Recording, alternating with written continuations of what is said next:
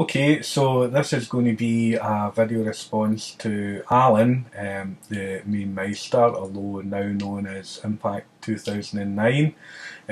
He asked 5 random questions. So the first one, what was your favourite game medium? Me being the age that I am, I can remember just about all of it, although I don't know about reel to reel. But anyway, I've jotted down a few here. So going to tape first of all, or cassette. That takes me right back to sort of Sinclair times, sort of ZX81, the 16K Spectrum, 48K Spectrum, and so on and so on. It was pretty amazing just what you could do with it. I mean, what originally started out as, an audio cassette. They obviously, when they come out with these ideas, they were obviously making it for home users. Instead of connecting up to a monitor, you were connected up to a TV. So instead of using discs of any sort, it was done on a cassette deck that just about every house would have at that point in time. So yeah, I remember them. You obviously bought the games and they came on the standalone cassettes. In fact, there we go. So you'll all know exactly what this is, but one game. This was for the 48K Spectrum. So you got your manual and everything, but then came on this. And that was great. You didn't think anything of it, that was what games came on. But you also had the thing that when you were backing up your games, of course you owned all the originals, because you wouldn't do anything like, pirated stuff, etc. It was good because then you could use the audio cassettes, C60s, C90s, etc. So you could store a whole load of games, and this seemed amazing. You could maybe have, I don't know, thinking back now, I don't know, like 20 games on one cassette, using both sides of it. So yeah, tapes. I've got fond memories of tapes. The next one you mentioned, Alan, was the discs, but there was one that I remember in between that as well. And that was to do it again with the Sinclair stuff. So with the Spectrum, the Sinclair QL did it as well, and that was ZX micro drives. Now I do have these, but I've not got them in the room. These were tiny cassettes. They were maybe, I don't know, 40mm long by 30 wide, something like that, and only maybe about 6mm thick. And you had it was in a sort of cartridge cover, and it slipped off, and then you put this into the micro drive. Now at the time I couldn't afford anything like that, I was a kid. But I remember thinking these things were amazing. Now obviously as a collector I've got micro drives which you plugged into an interface 1. I think you could do it in an interface 2. No, I'm not sure now. The interface 1 anyway was the main one. And then you could daisy chain these micro drives as well. I think it was up to 8 you can do. But then the Sinclair's business machine was the Sinclair QL, and that was it had 2 built-in drives at the end of it. So don't remember it from the time, but I remember looking at them at the time and thinking, oh, that'd be amazing to have. Which then takes us on to the more familiar disc. Obviously you had the 5 1/4 and 3 1/2 floppies. I particularly remember the 3 1/2 inch floppy disks from my time. The first one that I had was on the Atari ST, and I'm sure that was a 720 kilobyte. But the storage in it was in standard definition at the time, and the high definition ones, which what they were referred to at the point when they came out was a 1.44 megabyte. Those cassettes then discs then led on to the ones for the PC as well. So that then it sort of bridged from the Atari ST that I had onto the PC, which I later had. Cartridges. I didn't have consoles as a kid. I was more into the computers. However, when I was very young, we did have the Atari 2600. So I remember them. I remember actually my dad taking us me and my brother, to his friend's house, and he had an Atari 2600, and him and my dad used to blether away while me and my brother would sit on the Atari, and not wanting to go home again, just 5 minutes more, But so yeah, fond memories of them as well. But I don't really have very much memory of cartridges, so like Nintendo or Sega or anything like that. Some of my friends did have them, Micro Drives that sent, not Micro Drive, Mega Drive, all in Nintendo machines, but the SNES, etc. But I didn't have them. I was more into the computers. CDs, DVDs, and then latterly Blu-rays as well. I guess that when I had the early PCs, so I'd have started off with discs with them, and then that naturally sort of moved over to CDs, then DVDs. Makes me think a lot of big box games that would have originally had the discs in them, and then you didn't get the discs anymore with them, that it was actually a DVD or a CD that came with it. I can even remember installing DOS onto machines and having multiple discs for that, and the same with Windows as well. I can't remember what version of Windows it was, but there was a multitude of 3.5-inch floppies just to install it, and then it moved over to CD, and again this was this amazing thing that you get one disc now instead of all of these floppies, but it did sort of then miss the floppies. The other thing with floppies as well, obviously, was you used to get them on the front of magazines, so you would get free stuff on the disc, as it latterly became with CDs and DVDs as well. But so yeah, CDs, DVDs, very well used and remembered. Digital download, obviously, one of the very new things. I guess this is a bit like music. I remember when iTunes and everything was sort of really getting going. And I thought, I like to buy a CD out of a shop, and I've got the physical CD in my hand, and and a bit like vinyl, that you could look at the cover, you could read through it, there's additional content to that. And then I realised that you obviously have this growing collection of CDs. What do you do with them? You're looking for something, you have so many of them, you can't find the stuff you're looking for half the time. I then ended up ripping all of the CDs I had onto a PC at the time, and then onto MP3 players, etc. And getting to the point that it wasn't a sort of one day decision that suddenly I'm not having any CDs, but they dwindled, I guess, is probably the best way to put it. Stopped buying CDs really. I can even remember buying CD singles as well, and still have all of this. But again, it's all away in boxes. You don't want to have go and look a CD out, or even things like in your car as well. You would have multi-changers. So you'd think, this was a business. You could have 6 CDs running at any time. Now I've got a USB pen that I stick into the head unit. It transfers it over to a hard drive, within the interface itself, and then I can play all my music as if it's running from a PC, you know.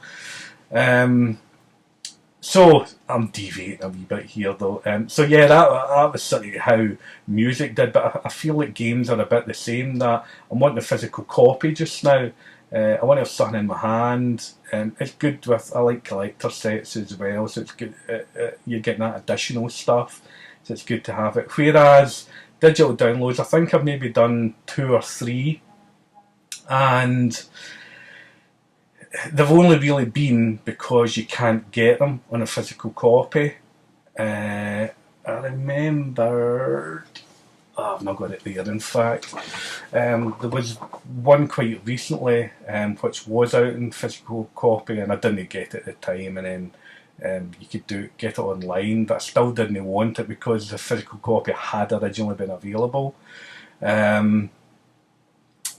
So will I end up going to digital download? If I can get away with not doing it, I probably will, but that's probably more the collector part in me, that I want to have something there as a collection rather than something sitting in a cloud somewhere, or on your machine. That you can have problems with this as well, that and I don't know the ins and outs of it wholly, but if your screen, if your machine, your PlayStation or your Xbox screws up and you need to get a replacement one, is all this stuff gone, or can you then re-download it? I don't know. I expect to have something like that. I'd like to think so. So yeah, probably one of my least favourite is the digital download, you could say. So you then had said which would be your favourite and why. I would say cassettes for the nostalgia point of view, but I think my favourite would be 3.5-inch floppies. Because they seemed very technological at the time. You had sort of moved from cassettes, which was really something that was used not for the purpose that it was made for. So it's as if you're sort of making do, but floppies just seemed the business. So yeah, I guess floppy disk would be my favourite, and that's why as well. Your next question was, how much online gaming do you do? Very little to nothing at all just now, and probably the same reason as just about everybody out there, that lack of time, don't have time to do it. Just getting time to enjoy some of the games that I've got is bad enough, but online, I think it's more a natural thing maybe to younger people, that they're used to doing that, whereas it's more of a special experience, if you like. If I was doing it, it's not just the usual turn the console or the PC on. Sorry, that's my phone. And play the game that you want. You are interacting with other people out there. And whatever game it is, I always think as well, I'm crap at a lot of games, so I think I'm just going to go and get slaughtered by them. So I guess there's maybe an element of fear there. I do enjoy it. I wouldn't say that I dislike online gaming in any way, but it's probably just more being used to how I play games just now and finding the time. Because finding the time just now for anything, as I say, is quite difficult. So yeah. Your next question was, have you ever written a game? Short answer to this one, well, a wee bit of length to it. No, I've not. However, I was more into, and this does go back to my early days, in the Spectrum, etc. Well, from the Spectrum. I was more interested in the graphical side of things. So I can even remember, maybe getting, I don't know, images or photographs or logos, things like that I wanted to see on screen. Very early on, using graph paper to plot it all out, and then using whatever system it was at the time, I don't know, the Spectrum, I'm guessing, to actually get these images transferred onto screen and add the colour, etc. So I guess there was a wee bit of basic programming there. It wasn't the software that I used. And I don't know. If it had been a different road in life, I may have ended up in that line of work. You never know. But that was the thing that I enjoyed most, was more the graphics rather than the actual programming. And still enjoy the graphics to this day. I mean, when you see what they can now do, it's absolutely amazing. So there you go. No, not written a game. um, do you ever think one day you would decide to give up YouTube, and why? I've been on YouTube for, I don't know, all in maybe 5 years, something like that, 4 or 5 years. Had no real interest of making any content early on, other than for my own use. But then I was sort of inspired by different people that were putting stuff on it, and thought, I'd quite like to give that a go. And that all seems very good at the time. However, again, most of you out there will know the amount of work that's involved in it. To do anything of any reasonable quality takes a lot of time. I managed to get the footage absolutely fine without much of a bother. The only thing I did find is that, like if I was doing unboxings, etc., I was holding off using something until I did an unboxing of it. Which I've changed that now, because that was just ridiculous.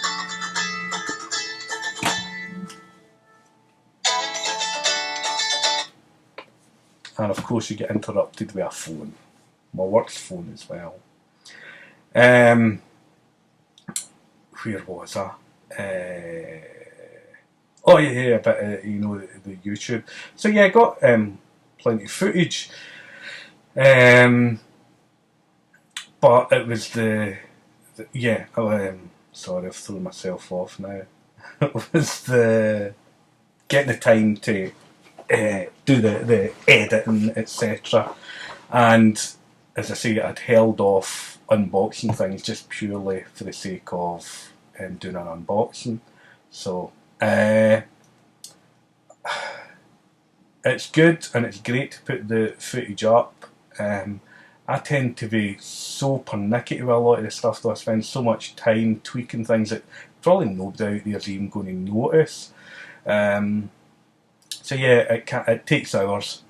So right now, I'm even sitting with footage on my machine to edit and turn into some sort of video and upload. You've obviously got the rendering time and everything as well, So there's a lot of aspects in it that a lot of people probably don't realise.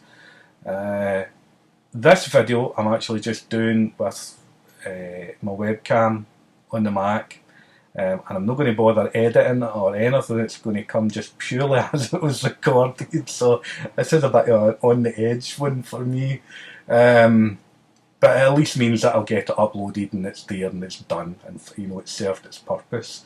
I don't even know how long this is actually now, but I always think when I start these things it's not going to be very long, and then you end up like, gee, I can't believe I talked that long. So yeah, will I one day decide to give up YouTube? I don't think so. I think I'll continue with it, but it's very much, first of all, you need to be in the mood to do it. If you're not, then forget it, don't even bother. And why? Enjoy doing it. I get pleasure out of doing it. It's nice to do it. I hardly have any subscribers, so it's not for subscribers. However, it is good, when I post a video, I've even done things of, certain drives in my Jeep, and they end up getting a whole load of views, so I don't know what the correct process is for these people that have, hundreds, thousands, tens of thousands of subscribers. I'd like to know right enough how many of those subscribers actually watch. That's probably a different thing. And that's why I'm not actually really bothered by the subscriber number. I'm more, has one person watched the video or have 1,000 people watched the video? That seems to make a lot more sense. But anyway, so yeah, I don't think I'd ever give up YouTube. unless things change with it, they want to charge you for it or something like that, then it wouldn't be worth my while at all. It's not something I'd pay for. I have looked at a lot of other providers, which I think a lot of other people have did as well, to be honest. But